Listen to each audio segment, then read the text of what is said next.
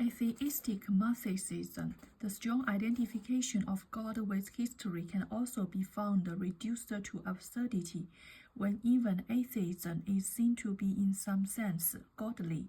The argument here is not that God is present despite atheism, but that he can actually manifest himself in any atheism.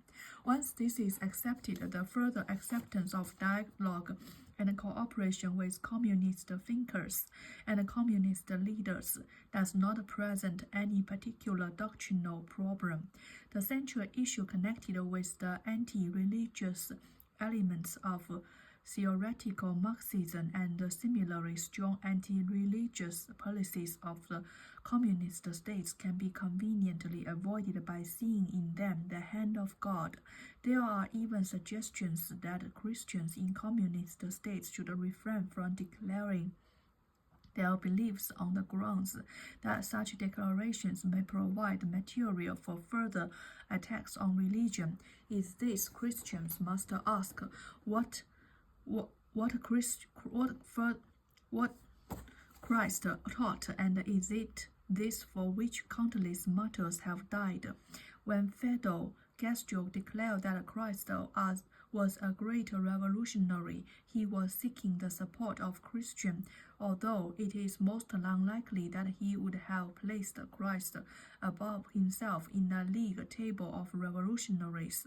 Indeed, his statement makes no more sense than the suggestion that the Che Guevara may be a great Christian. Castro was expressing the same intentions as Stalin, who during the Second World War called upon the Orthodox Church to mobilize the support of the Russian population against Hitler's armies.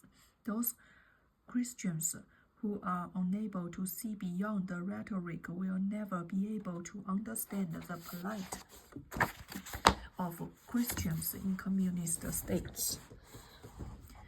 Although this is well documented, or even appreciate the coercive pressures which are brought to bear on beliefs in general, under circumstances where Christian support is not required, communist leaders are the first to assert their total commitment to an atheist society. The ultimate absurdity of a Christian alliance with Marxists, however, lies in a total inability to understand the nature of militant atheism and its centrality within Marxism. Thus, atheism is often mistaken for mere agnosticism and atheism by default. However, it goes much deeper than that.